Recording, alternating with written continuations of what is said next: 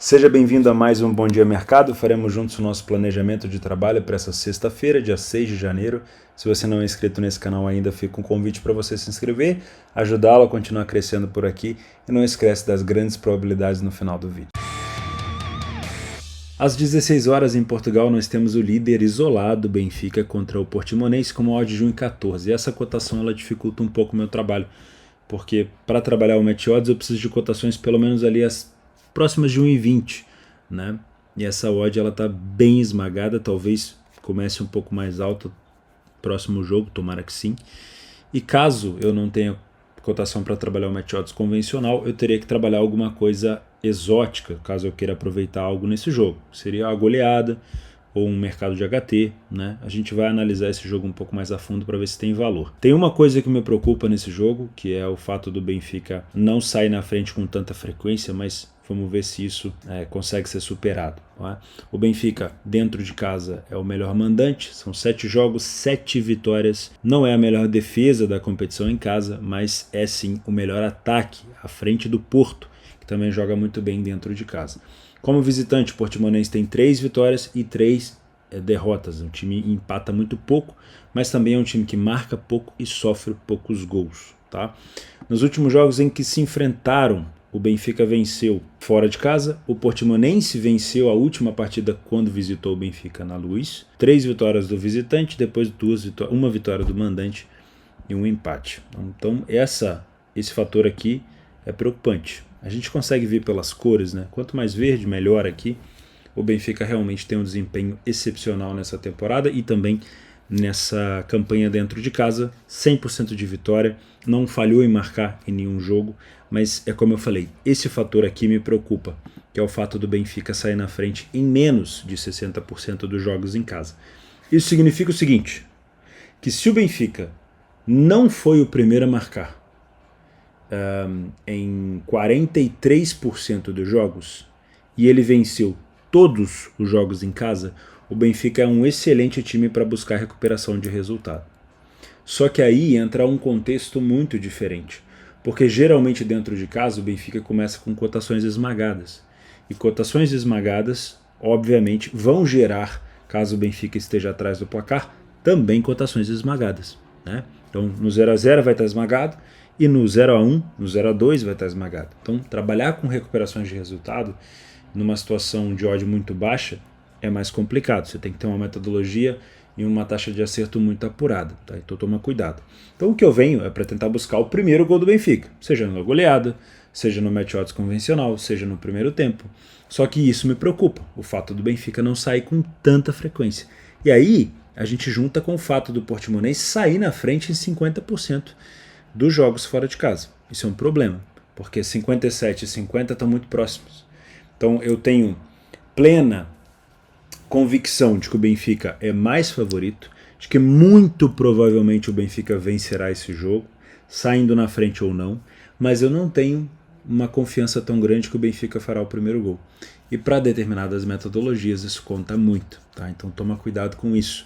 A leitura tem que estar muito afiada. O Benfica tem um excelente poderio ofensivo com 26 gols marcados, então se a gente tiver gol do Benfica aqui, como o Portimonense não está vivendo assim uma fase espetacular fora de casa, se a gente tiver gol do Benfica é muito provável que a gente tenha mais do que um, e não só um gol por aqui. O que me chama a atenção, o desempenho do Benfica no primeiro tempo realmente é bem discrepante em relação ao Portimonense. O Portimonense perdeu metade dos primeiros tempos que disputou fora de casa e o Benfica venceu 86% dos primeiros tempos em casa. Realmente é um desempenho muito forte de uma equipe que toma gol, como a gente viu lá em cima, mas que recupera o resultado na maioria das vezes no primeiro tempo mesmo. São poucas derrotas, muitas vitórias, muitos gols marcados e poucos gols sofridos. E no segundo tempo, por mais que a vitória do Benfica tenha caído um pouco, a derrota também não acontece, como no primeiro tempo aconteceu pouco, e o número de gols sofridos também cai. Então a discrepância se mantém. Então é possível imaginar que o Benfica vai dominar esse jogo de cabo a rabo, mas ele pode sim, por alguma desconcentração ou por alguma valência do Portimonense, sair atrás, mas é muito provável que se isso acontecer, ele busque uma recuperação. A minha ideia por aqui é tentar esperar talvez essa odd melhorar um pouco, até no próprio pré-live, talvez se ela melhorar um pouco já me dá mais confiança para trabalhar no live, para conseguir buscar esse back Benfica, principalmente no primeiro tempo, caso eu veja o Benfica querendo resolver logo essa partida, mas se você trabalha algo mais exótico, é provável que você tenha campo para uma possível goleada, uma possível vitória no HT. Às 17 horas na La Liga nós temos o Valência contra o Cádiz.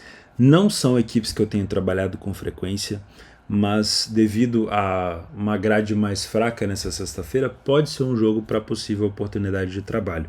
O que mais me chamou a atenção por aqui é o desempenho fora de casa do Cádiz, com apenas uma vitória em 7 jogos e 13 gols sofridos em 7 partidas. E o Valência, que não é uma equipe que vem fazendo uma super temporada, pelo menos no início, tem 4 vitórias em 8 jogos e já perdeu 3 vezes em casa. Então assim, tem que ter muito cuidado, tem que ser uma leitura muito afiada por aqui. O Valência nos últimos jogos dentro de casa não tem passado tanta confiança, perdeu para o Mallorca, para o Barcelona, aí é uma derrota convencional. Empatou com o Elche, que não vive boa fase, inclusive o Elche é um dos piores visitantes, e venceu o Betis. Sim, o Betis é um time muito forte. Tá? Já o Cádiz, ou Cádiz, realmente vem numa fase horrorosa, tem conseguido marcou contra o Real Unión, provavelmente aqui deve ser Copa do Rei, já deve ter sido eliminado, marcou contra o Real Madrid no Bernabéu, marcou contra o Rayo Vallecano sofrendo uma goleada por 5-1, marcou contra o Girona, e é uma fase realmente muito, muito fraca do Cádiz, não sei. O que tem me chamado a atenção é isso daqui, ó. A gente consegue ver realmente números pouco discrepantes em algumas situações, mas o time do Valência é o primeiro a marcar dentro de casa em 63%, é bem mais do que o Cádiz fora de casa, e isso daqui me chama a atenção, que é o desempenho do Valência na primeira etapa. Não perdeu nenhum jogo, venceu metade, empatou metade, marcou 7 gols, tomou apenas 1. O Cádiz perdeu 43%, não venceu nenhum jogo, tomou 4 e não marcou nenhum. Então talvez esse seja o cenário ideal, que não é certeza, não existe evidência aqui, tá? Não é certeza que o Cádiz vai repetir a má fase e que o Valência vai repetir o bom desempenho que tem tido no primeiro tempo. Mas se repetir, a gente tem que vir preparado que talvez seja o melhor cenário para trabalho. Não, como eu falei para vocês, não é um time que eu tenho muito apreço, que eu tenho trabalhado com frequência, não é, mas pode ser uma oportunidade. Tá? Por que eu acho que é no primeiro tempo? Porque quando a gente vem para a segunda etapa, olha isso, eu tenho uma queda acentuada de desempenho do Valência, que não perdeu nenhum primeiro tempo, mas perdeu metade dos segundos, que só tomou 1 gol no primeiro tempo, mas tomou 6 no segundo. E aí eu já tenho um Cádiz que mantém o número de derrota, mas que marca gol, mas que começa a vencer um pouco mais de seus jogos.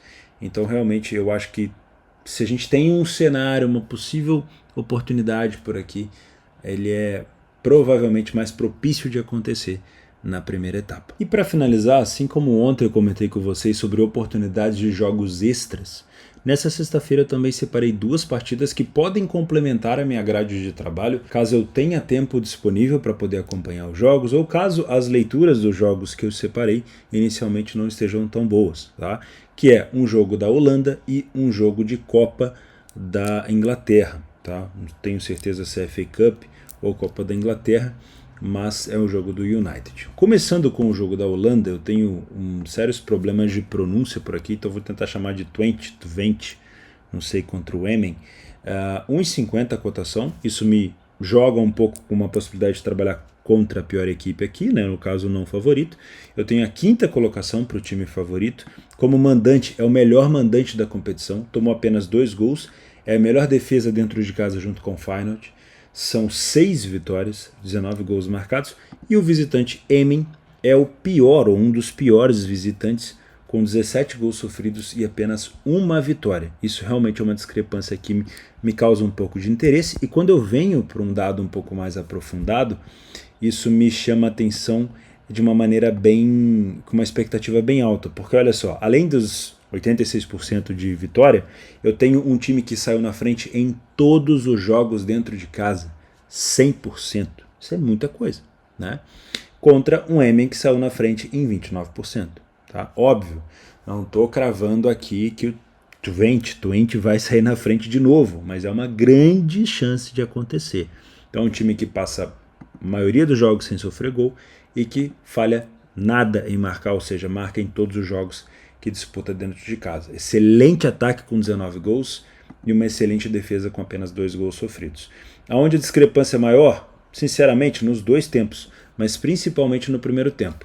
Twente não, ou Twente, né? Desculpa se eu estou falando errado, realmente.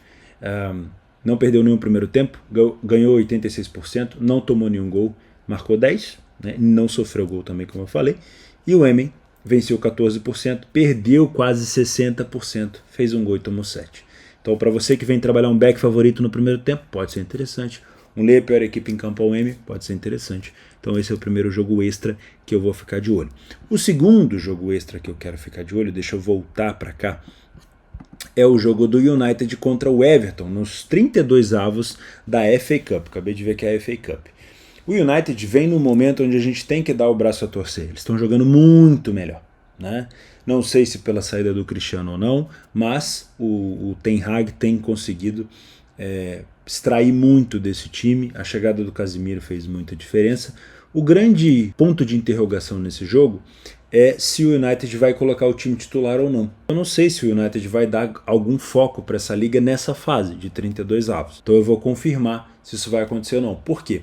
Porque o Everton vem muito mal das pernas na Premier League. E eu imagino que entre ter que optar por focar nas Copas ou focar na Premier League, eu acredito que o Everton vai optar por focar na Premier League. Então, talvez, se o United vier com um time praticamente titular, esse jogo realmente tende muito a ser uma vitória do United, porque o Everton tende a focar mais na competição de pontos corridos, né? Focar em permanecer na primeira divisão. Já teve uma dificuldade danada de fazer isso na temporada passada. Então, se o United vier titular e eu perceber um desinteresse do Everton nesse jogo por conta da má fase nos pontos corridos, talvez seja um jogo para trabalhar aqui num cenário lei ao Everton, né? Mas primeiro a gente precisa dar confirmação para saber se é de fato o United titular que vai entrar em campo por aqui.